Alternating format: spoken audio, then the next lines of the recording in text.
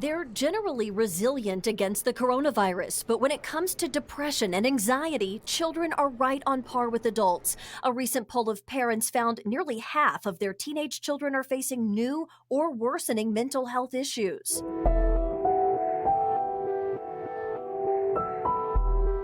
I think that is in line with what the trends we've seen or the research we've seen so far. Dr. Kara Annity specializes in treating children and adolescents. She's seen isolation be a big issue for teens. For younger kids, it's the disruption to their routines.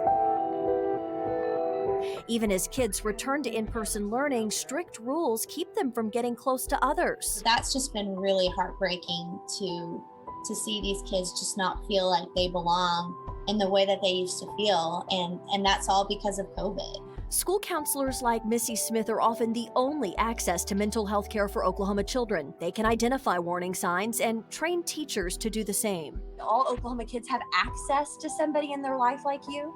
No, it's a major concern.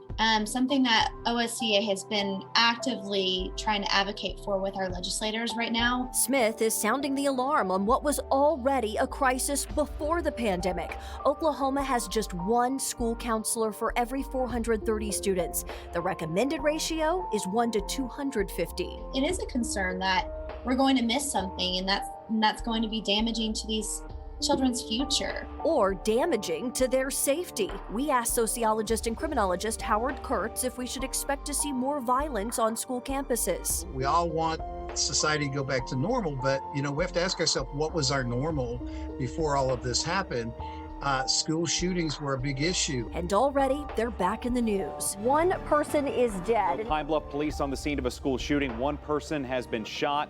Dr. Kurtz warns tempers could flare as kids and adults return to structured environments after so much stress and chaos. It might get a little bit harder, to get along with people, simply because you haven't had to do it. Experts encourage parents to always monitor what their child is posting online and to be on the lookout for warning signs. Keep that communication open, check in with them often, even if they don't or say that they don't really want you to, continue to check in with them. Finally, keep your child's stress at bay by helping them stay connected to friends, spend time outdoors, and keep their bodies moving.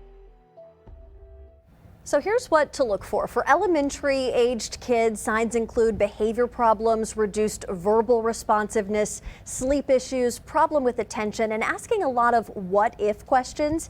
In teenagers, look for advanced awareness of dangers, depression, irritability, anger, and withdrawing from friends and family. If you are concerned at all, seek out a consult with a mental health professional.